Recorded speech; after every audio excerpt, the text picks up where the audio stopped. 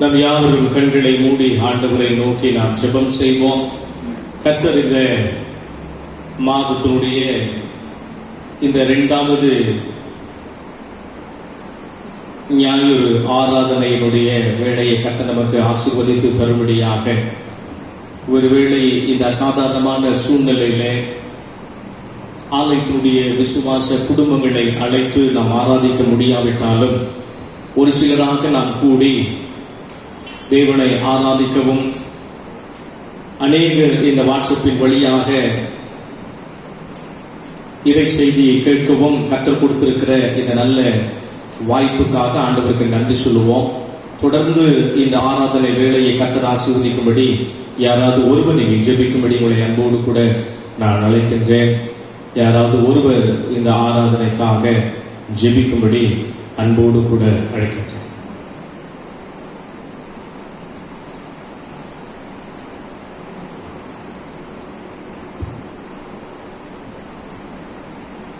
எங்கள் கிருபையும் இரக்கம் நிறைந்த நல்ல பிதாவே, இந்த நாளிலே நடக்கக்கூடிய இந்த மாலை வேளை ஆராதனையிலே ஆண்டவரே, நீர் எங்களோடு ஆசீர்வாதபடியாக இந்த சமூகத்தை உதவி செய்கிறோம். இந்த நாட்டிலே, இந்த தேசத்திலே, உலகத்திலே ஆண்டவரே ஏற்பட்டிருக்கிறதால் இந்த அலைக்கழிப்பிலே பாதிக்கப்பட்டு கொண்டிருக்கிற இந்த மக்கள் சூழ்நிலையிலே உம்மை நோக்கி நாங்கள் பார்க்கும்படியாய், உம்மை ஆராதிக்கும்படியாய், ஆண்டவரே உம்முடைய வசனத்தை சத்தியத்தை மக்களுக்கு எடுத்து வைக்கும்படியாய் நீர் கொடுத்திருக்கிறதான மேலான தயவுக்காக நாங்கள் நன்றி செலுத்துகிறோம். இந்த வேளையில் கூட கர்த்தாவே, எங்கள் தமிழத்தை ஆளக்கூடிய புதிய ஆட்சியாளர்களுக்காக நன்றி செலுத்துகிறோம். இந்த சூழலிலும் தேவனின் தாமே அவர்களுக்கு வேண்டிய எல்லா ஞான வரங்களையும் கட்டளையிட்டு கர்த்ததாமே அவர்களோடு நம்முடைய பிரசனத்தின் மூலமாய் ஆண்டவரே நிர்வாகங்களை செய்ய முடியாது. ஆண்டவரை பாதிக்கப்படுகிற மக்களுக்கு நல்ல ஒரு வாழ்வை கட்டளையிட முடியாது. ஒரு லாபம் மகிமைப்பட முடியாது. கர்த்தர் கிரியை செய்ய முடியாது. இந்த சமூகத்திலே விடுதலை செய்கிறோம். இந்த வேளையில் கூட கர்த்தாவே, ஆண்டவரை செய்தி கொடுக்கக்கூடிய மகன் தாசனை மறைத்து ஆண்டவரை இந்த நாட்களிலே மக்களுக்கு வேண்டியதான மன்னாவை கர்த்ததாமே மகனை மறைத்து நீர்களுக்கு அருளும்படியாக இந்த சமூகத்திலே விடுதலை செய்கிறோம். எல்லா விதமான ஆசீர்வாதங்களினாலும் ஆண்டவரே ஒவ்வொரு விசுவாசிய மக்களையும் ஆண்டவரே செய்தி கேட்கக்கூடிய ஒவ்வொருவரும் ஆண்டவரே ஆசீர்வதிக்கப்பட்ட கிருபை செய்ய வேண்டும் என்று இயேசுவின் நாமத்தில் வேண்டுகிறோம் நல்ல பிதாவே, ஆமென். நாம் யாவரும் எழுந்து நின்று இந்த ஆராதனைக்கு ஆரம்பமாக நம்முடைய பாடல் புத்தகத்திலே நம்ம எல்லாருக்கும் தெரிந்த ஒரு பாடலை நாம் பாடுவோம். நம்முடைய பாடல் புத்தகத்திலே 192வது பாடல், 192வது பாடல். இயேசுவை நம்பி பற்றி கொண்டே மாற்றுமையான மீட்பை பெற்றேன், தெய்வகுமாரன் ரட்சை செய்தார், பாவியாம் என்னை ஏற்றுக்கொண்டார். இயேசுவை நம்பி பற்றி கொண்டே மாற்றுமையான மீட்பை பெற்றேன், தேவகுமாரன் ரட்சை செய்தார், பாவியாம் என்னை ஏற்றுக்கொண்டார். இயேசுவை பாடி போற்றுகிறேன், நேசரை பார்த்து பூரிக்கிறேன், மீட்பரை நம்பி நேசிக்கிறேன், நீடொழி கால தோற்றரிப்பேன், அன்பு பாராட்டி காப்பவராய் என்பதை தாங்கி பூரணமாய்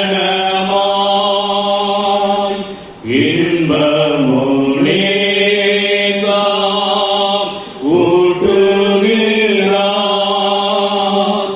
இன்னொழிந்தாமல் பாதுகாப்பார்.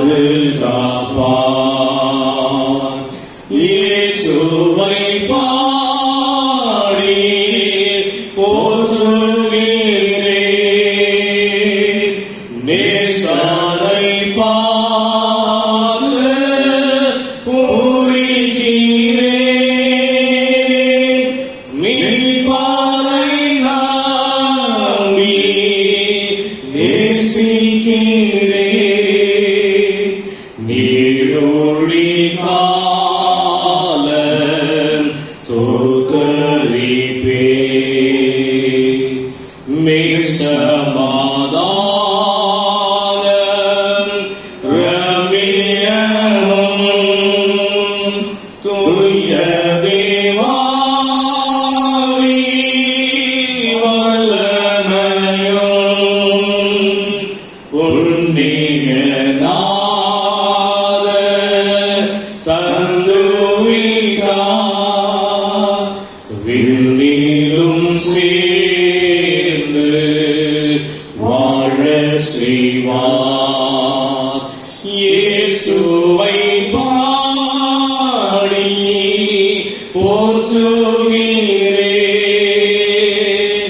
நேசரை பார்த்து போய்கிறேன்,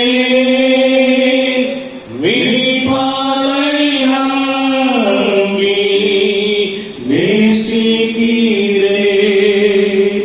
நீடொழி காலம் தோத்தரிப்பே. நாம் யாவரும் நின்று கொண்டமாகவே சங்கீதம் 23 முறைமுறையாய் வாசிக்கலாம். எல்லாருக்கும் தெரிந்த ஒரு சங்கீதம். கர்த்தர் என் மேய்ப்பராய் இருக்கிறார், நான் தாட்சியடையே. அவர் என் ஆத்துமாவை தேற்றி தன்னுடைய நாமத்தின் நிமித்தம் என்னை நீதியின் பாதைகளில் நடத்துகிறார்.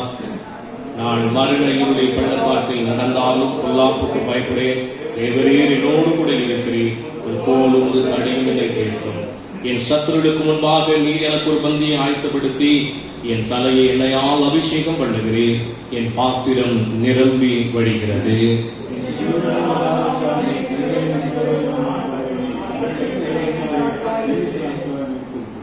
நம் யாவரும் கற்று சொல்லிக் கொடுத்த ஜெபத்தை சேர்ந்து சுகமாக பரமண்டல இருக்கிற பிதாவே, உடைய நாமம் பரிசுத்தப்படுவதாக, உடைய ராஜ்யம் வருவதாக, உடைய சித்தம் பரமண்டலங்களில் செய்யப்படுவது போல பூமியிலும் செய்யப்படுவதாக.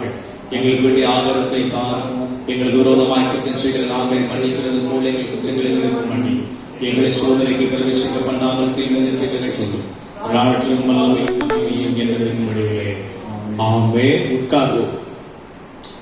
பிரியமான தேவனுடைய பிள்ளைகளே, இந்த வாட்ஸ்அப்பின் வழியாக உங்களை சந்திப்பதிலே அதிக மகிழ்ச்சி அடைகின்றேன், சந்தோஷம் அடைகின்றேன்.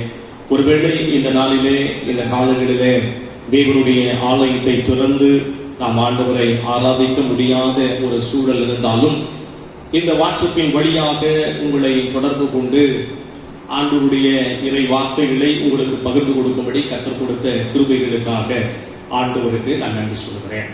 ஏசாயா தீர்க்க தரிசனத்தின் புஸ்தகம் 54ஆம் அதிகாரம் 10வது திருவாக்கியம் இப்படி சொல்லுகிறது: மலைகள் விலகினாலும் பர்வதங்கள் நிலை பெயர்ந்தாலும் என் கிருபை உன்னை விட்டு விலகாமலும் என் சமாதானத்தின் உடன்படிக்கை நிலை பெயராமலும் இருக்கும் என்று உன்மேல் மனதுருகுகிற கர்த்தர் சொல்லுகிறார் என்று இந்த ஏசாயா தீர்க்கன் மூலமாய் உரைக்கப்படுகின்ற ஒரு அருள் நிறைந்த ஒரு வார்த்தை.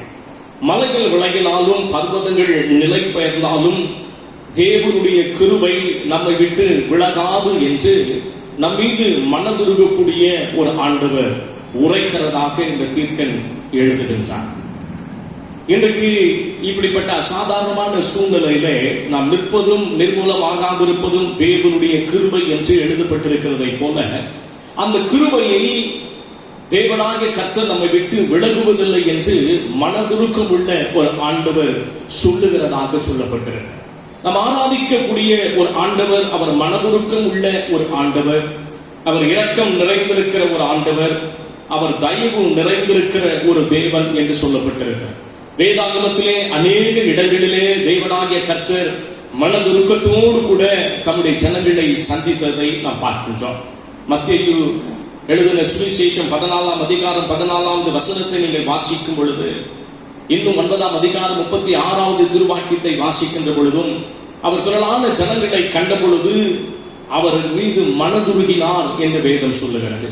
மத்திய 20ஆம் அதிகாரம் 34, மார்க் எழுதின சுவிசேஷம் 1ஆம் அதிகாரம் 41வது வசனத்திலேயும் மனதுருகி என்ன செய்தாராம், தன்னுடைய கையை நீட்டி அவனை தொட்டு சுத்தமாகு என்று வியாதியோடு கூட பலவீனத்தோடு கூட வருகின்ற தன்னிடத்தில் சேருகின்ற அந்த வியாதியஸ்தர்களை தன்னுடைய வல்லமை நிறைந்த கர்த்தரினாலே தொட்டு அரவணைத்து மனதுருக்கத்தோடு கூட அவர்களை குணமாக்கி அனுப்புகிறதை பார்க்கின்றோம்.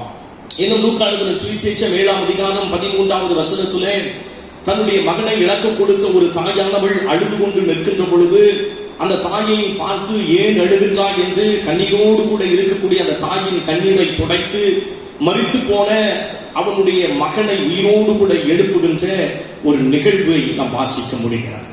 நம்முடைய தேவன் மனதுருக்கம் நிறைந்திருக்கிற ஒரு தேவன். வாசிக்கிட்ட அந்த பகுதிகளில் எல்லாம் ஒரு தனிப்பட்ட மனிதனுடைய தேவைகள், ஒரு தனிப்பட்ட மனிதனுடைய துக்கங்கள், ஒரு தனிப்பட்ட மனிதனுடைய வாழ்வில் இருக்கக்கூடிய மன சஞ்சலத்துக்கே தேவனாகிய கர்த்தர் மனதுருக்கத்தோடு கூட இறங்கி அவர்களுக்கு தேவையானதை நிறைவேற்றுகின்ற ஒரு காரியத்தை இந்த வேதாகமத்திலே நாம் வாசிக்கின்றோம்.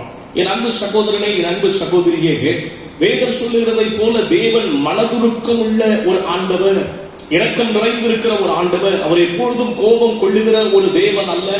நான் எப்பொழுதும் உங்கள் மீது கோபம் வைத்திருக்கிற ஆண்டவர் அல்ல.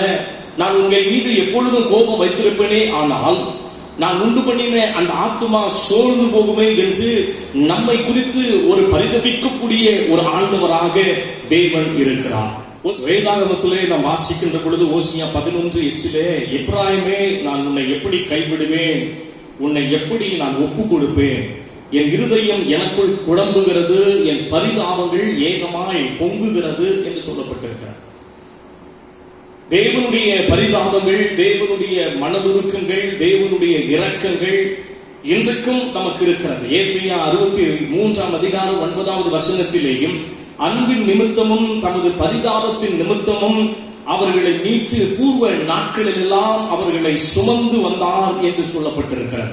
இன்னும் சங்கீதம் 69:20 வாசிக்கும் பொழுது, நிந்தை என் இருதயத்தை பிளந்தது, நான் மிகவும் வேதனைப்படுகிறேன், எனக்காக பரிதபிக்கிற ஒன்றோ என்று நான் என்ன செய்தேன், காத்திருந்தேன் என்று சொல்லப்பட்டது. ஆகவே எப்பொழுதெல்லாம் நிந்தைகள் நம்முடைய இருதயத்தை நோக செய்கிறதோ, எப்பொழுதெல்லாம் வேதனைகள் நம்முடைய இருதயத்தை பலவீனப்படுத்துகிறதோ, எப்பொழுதெல்லாம் நாம் சோர்ந்து போகின்றோமோ, எப்பொழுதெல்லாம் நாம் துவண்டு போகின்றோமோ, அப்பொழுதெல்லாம் ஆண்டவராகிய தேவன் நம்மை தேற்றுவதற்கு நம் மீது மனதுருக்கம் உள்ள ஒரு ஆண்டவராக இருக்கிறார். வேதத்தில் சொல்லப்பட்டிருக்கிறது, என் இருதயம் நிந்தையினாலே வேதனைப்படுகிற பொழுது தேற்றுகிறவர்கள் அல்லது ஆறுதல் சொல்லுகிறவர்கள், தைரியப்படுத்துகிறவர்கள் யாராகிலும் இருக்கிறார்களா என்று தேவன் பார்க்கின்ற பொழுது ஒருவனும் ஆறுதல் படுத்துவதற்கு இல்லை என்கின்ற காரணத்தினாலே, ஒருவனும் அந்த துயரத்திலிருந்து விடுவிக்கக்கூடிய அந்த காரியத்தை செயலாற்ற முடியாத நிலையில் இருக்கிறதை கண்டதினாலே தான் தேவனே சொல்லுகிறார், மலைகள் விலகினாலும் பர்வதங்கள் நிலை பெயர்ந்தாலும் என் கிருபை உன்னை விட்டு விலகுவதில்லை என்று உன் மீது மனதுருகுகிற கர்த்தர் சொல்லுகிறார் என்று சொல்லப்பட்டிருக்கிறது. ஏன் நம் மீது அவ்வளவு ஒரு மனதுருக்கம், ஏன் நம் மீது அவ்வளவு ஒரு அன்பு, ஏன் நம் மீது அவ்வளவு ஒரு பரிதாபத்தை தேவன் கொள்ளுகிறார் என்று சொன்னால், எப்பொழுதெல்லாம் நாம் சோர்ந்து போய் நம்மை சுற்றி நடக்கக்கூடிய சில காரியங்களை பார்த்து நம்முடைய இருதயங்கள் பயத்தினாலும் பல காரியங்களினாலும் துவண்டு போகின்ற பொழுது, நம்ம பக்கத்தில் நின்று நமக்கு ஆறுதல் சொல்லுவதற்கு அல்லது தைரியம் சொல்லுவதற்கு அல்லது நம்மை தேற்றுவதற்கு யாராயிலும் இருக்கிறார்களா என்று பார்க்கின்ற பொழுது ஒருவனும் காணவில்லை என்று எழுதப்பட்டிருக்கிறார். அவரவர்கள் தங்களுடைய பாதுகாப்பை முக்கியப்படுத்தி தான் இன்றைக்கு தன்னுடைய வாழ்வை நகர்த்தி கொண்டிருக்கக்கூடிய ஒரு சூழல். இதில் மற்றவருடைய பாதுகாப்பை அல்லது மற்றவர்களுக்கு எப்படிப்பட்ட ஆறுதலை, மற்றவர்களுக்கு எப்படிப்பட்ட தேறுதலை சொல்ல முடியும் என்கின்ற ஒரு நிலைக்கு தான் இன்றைக்கு நாம் தள்ளப்பட்டிருக்கிறோம். அவரவருடைய வாழ்வின் ஆதாரங்களே, வாழ்வினுடைய காரியங்களை கேள்விக்குறியாக இருக்கின்ற பொழுது மற்றவர்களுக்கு எப்படி அப்படிப்பட்ட ஆறுதலை, தேறுதலை சொல்லிவிட முடியும்? ஏசாயா 51:19வது வசனத்தை நீங்கள் வாசிக்கும் பொழுது, உனக்காக பரிதபிக்கிறவன் யார் என்று ஒரு கேள்வி எழுப்பப்படுகிறது.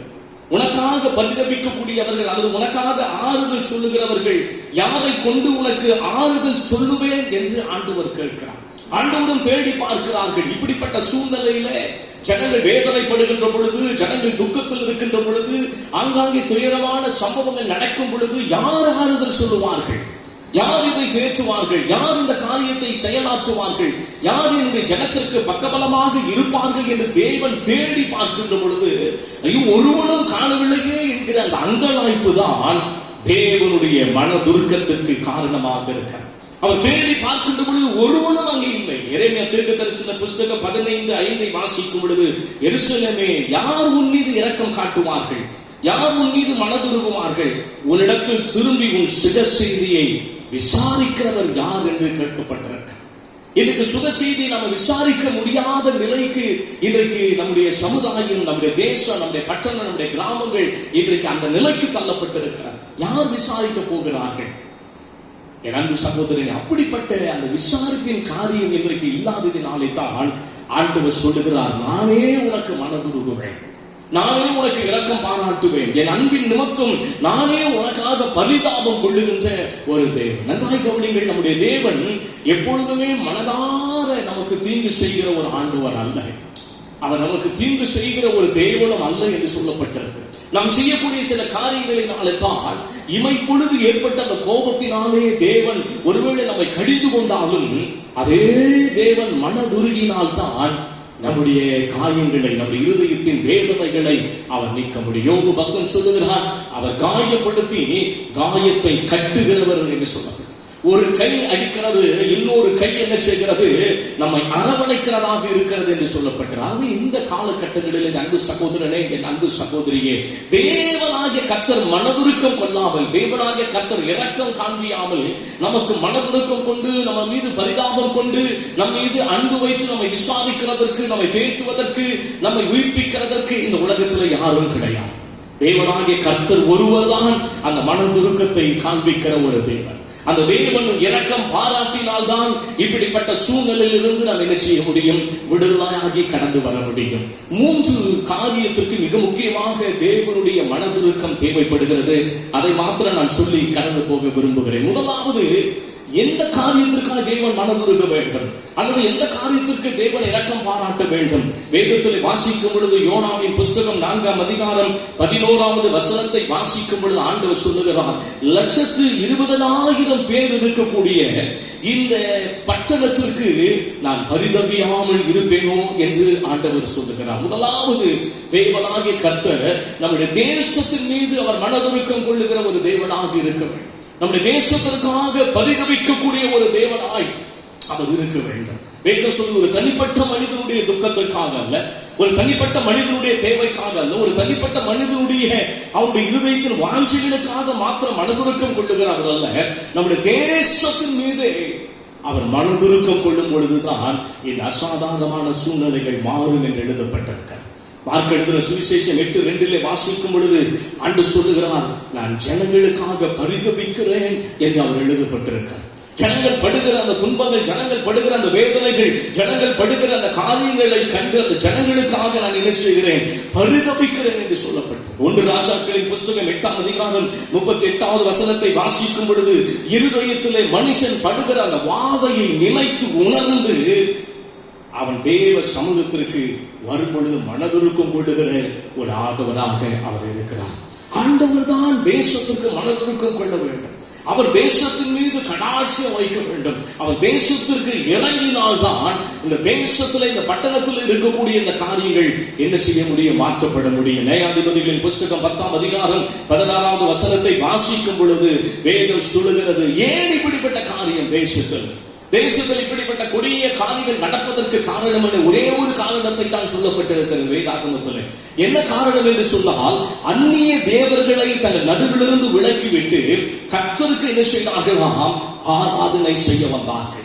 இந்த காலகட்டத்தில் ஏன் தேசம் இப்படிப்பட்ட ஒரு கொடிய வியாதிகளுக்குள்ளாய் நாம் கண்டிராத, நம்முடைய மூதாதைகளும் நாட்களில் கூட நடந்திராத இந்த காரியம் நடப்பதற்கு காரணம் என்ன? இந்த இந்திய தேசத்தை ஒரு விதமான கூட்டம் ஆட்கொண்டு அந்த கூட்டம் தேவனை ஆராதிக்கக்கூடிய நிலையிலிருந்து வழிவிலகி கடந்து சென்று அந்நிய தேவர்களை வழிபட வேண்டும் என்கிற நோக்கத்தோடு கூட செயலாற்றிய அந்த காரியம். நம்மை ஆட்சி செய்கிறவர்களாக இருக்கட்டும், அது யாராக இருந்தாலும் சரி, இந்த தேசத்தில் இருக்கக்கூடிய இந்த காரியத்திற்கெல்லாம் ஒரே ஒரு காரணம் என்னவென்று சொன்னால், இந்த இந்திய தேசத்தை இந்து தேசமாய் மாற்றி விடுவேன் என்று எப்பொழுது அவர்கள் சொல்ல ஆரம்பித்தார்களோ அப்பொழுதிலிருந்தே இந்த வாதைகள், இந்த பலவீனங்கள், இந்த வியாதிகள் தேசத்தை ஆட்கொண்டிருக்கிறது. வேறு என்ன சொல்லுகிறது? அந்நிய தேவர்களை தங்கள் நடுவில் இருந்து எப்பொழுது விலக்கி உயிருள்ள தேவனாகிய கர்த்தருக்கு ஆராதனை செய்வதற்கு கடந்து வருகிறார்களோ அப்பொழுது அவருடைய வருத்தத்தை பார்த்து அவர்கள் மீது நான் என்ன செய்வேன்? மனதுருகுவேன் என்று சொல்லப்பட்டிருக்கிறது. ஆக முதலாவது தேசத்திற்கு தேவன் மனதுருக்கம் கொள்ள வேண்டும் என்று சொன்னால், தேசத்தில் இருக்கிற எல்லா காரியத்தை, அந்நியமான எல்லா காரியத்தையும், விக்கிரகமான எல்லா காரியத்தையும் விலக்கிவிட்டு தேவனாகிய கர்த்தர் ஒருவருக்கே நாம் ஆராதனை செய்யும் பொழுது, ஆராதனை செய்வதற்கு நம்ம விடுதலையோடு கூட கடந்து வரும் பொழுதுதான் தேசத்தின் மீது தேவனாகிய கர்த்தர் மனதுருக்கம் கொள்ளுகிறவர். 2 ராஜாக்களின் புஸ்தகம் 19ஆம் அதிகாரத்தில் வாசிக்கும் பொழுது வேதம் சொல்லுகிறது, அவர்களுக்கு இறங்கி அவர்களை அழிக்க சித்தமாகிறாமல் அவர் இன்னும் தம்முடைய சமூகத்தை விட்டு தள்ளாமல் அவர்கள் மீது என்ன செய்தாராம்? ஒரு மனதுருக்கம் கொள்ளுகிற ஒரு ஆண்டவர். என் அன்பு சகோதரனை, முதலாவது தேவன் இந்த தேசத்திற்காக மனதுருக்கம் கொள்ள வேண்டும்.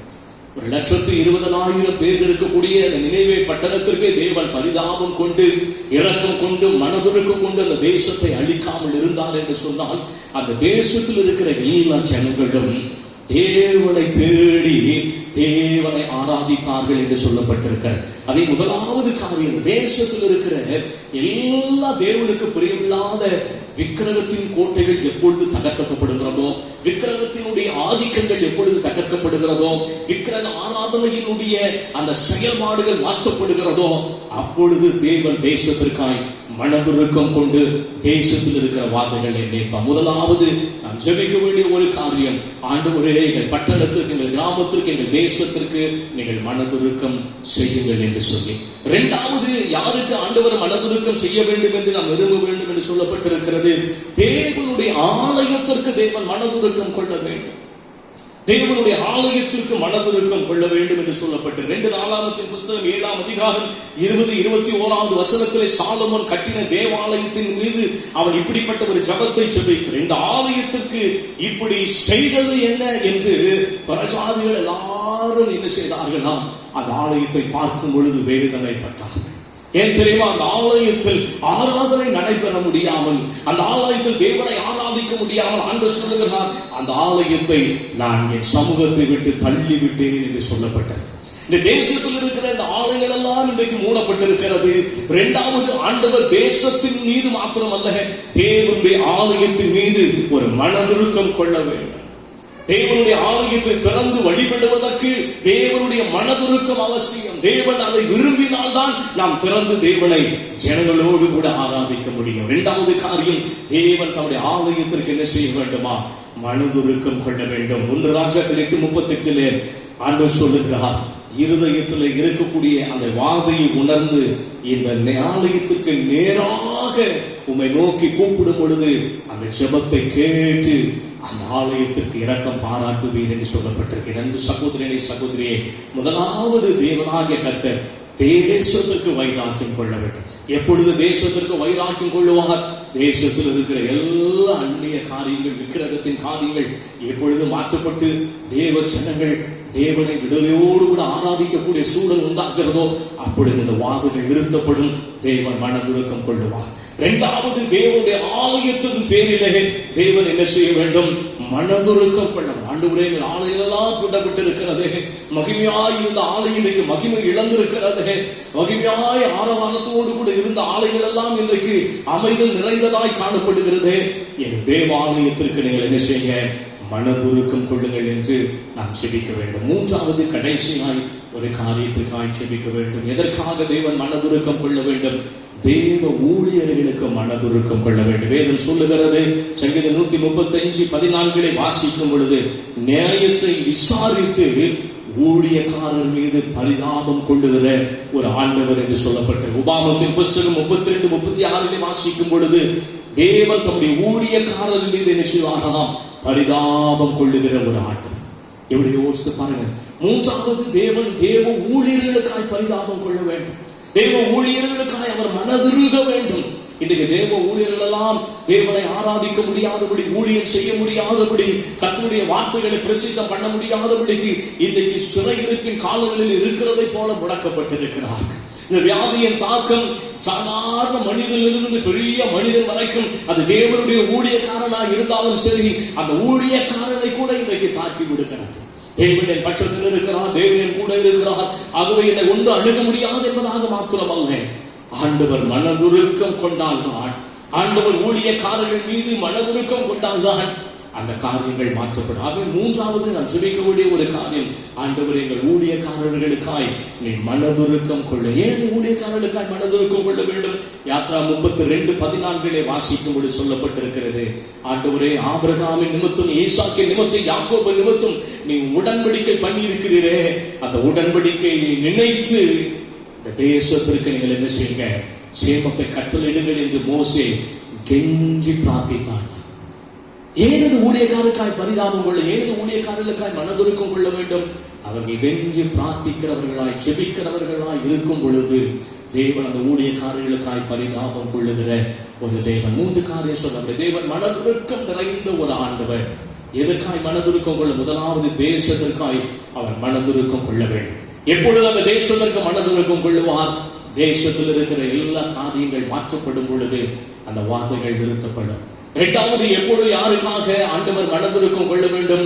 மூடப்பட்டிருக்கக்கூடிய தேவனுடைய ஆலயத்திற்கு அவன் மனதுருக்கம் கொண்டு திரும்பவும் அந்த ஆலயம் மகிமையாய் என்ன செய்ய வேண்டும், காணப்பட வேண்டும். மூன்றாவது, வேதம் சொல்லுகிறதை போல தேவ ஊழியர்களுக்காய் அவர் மனதுருக்கம் கொள்ளுவதற்கு நாம் பிரயாசப்பட வேண்டும். ஏனென்று சொன்னால் வேதம் சொல்லுகிறது, அவர்கள் கெஞ்சி பிரார்த்திக்கும் பொழுது தேவன் ஊழியக்காரருடைய ஜெபத்தை கேட்டு அவர் மனதுருக்கம் கொள்ளுகிற ஒரு ஆண்டவராக இருக்கிறார். இன்னைக்கு திருச்சபையினுடைய காரியம், விசுவாசியுடைய காரியம், இந்த 3 காரியத்திற்காக ஜெபிக்கிறோம். ஆண்டவரே, மனதுருக்கம் உள்ளவர் என்பதை நாங்கள் அறிந்திருக்கிறோம். எங்களுக்கு மாத்திரமல்ல, என் தனிப்பட்ட வாழ்வுக்கு மாத்திரமல்ல, என் தனிப்பட்ட துன்பத்திற்கு மனதுருக்கம் கொள்ளுகிறாராக அல்ல, இந்த தேசத்திலே யாரெல்லாம் இருக்கிறார்கள் அவள் எல்லாருக்கும் நீங்கள் மனதுருக்கம் கொள்ளுங்கள். இரண்டாவது, எங்கள் ஆலயத்திற்காய், தேவனுடைய ஆலயத்திற்கு மீதிலே நீங்கள் மனதுருக்கம் கொள்ளுங்கள்.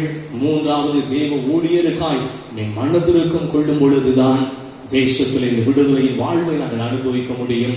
ஆகவே இந்த விடுதலையின் வாழ்வுக்காக தொடர்ந்து திருச்சபை மக்களாகிய நீங்கள் உங்கள் குடும்ப ஜபங்களிலே, தனிப்பட்ட ஜபங்களிலே தேவனுடைய மனதுருக்கத்திற்காய் தேவ சமூகத்திலே நீங்கள் ஜபம் பண்ணுங்கள். கட்டாயம் ஒரு நாளிலே தேவன் நமக்கு மனதுருக்கம் கொண்டு நம்முடைய தேசத்தையும் தேவனுடைய ஆலயத்தையும் தேவனுடைய ஊழியக்காரரையும் ஆசீர்வதிப்பார் என்பதில் எந்த சந்தேகமில்லை.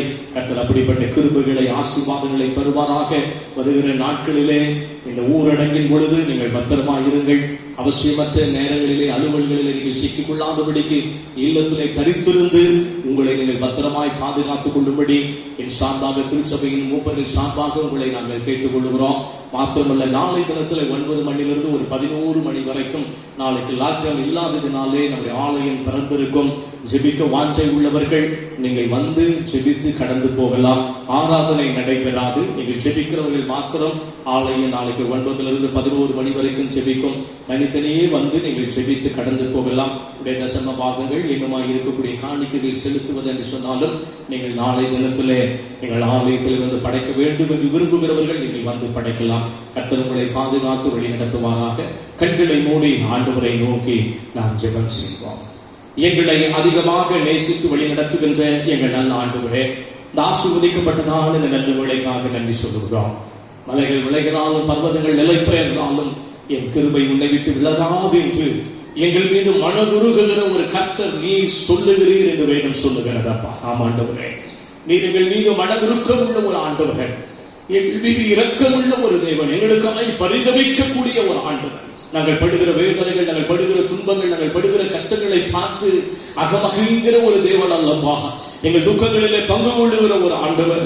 நாங்கள் கண்ணீர் வடிக்கின்ற பொழுது எங்களோடு கூட கண்ணீர் வடிக்கிற ஒரு தேவன், எங்கள் கண்ணீரை துடைக்கிற ஒரு தேவனும் நீர்தான் சுவாமி. ஆகவே நீங்கள் மீது மனதுருக்கம் கொள்ளும்படி உங்களுடைய சமூகத்தில் மன்றாடுகிறோம். குறிப்பாக இந்த தேசத்திற்காக மனதுருக்கம் கொள்ளுவீராக.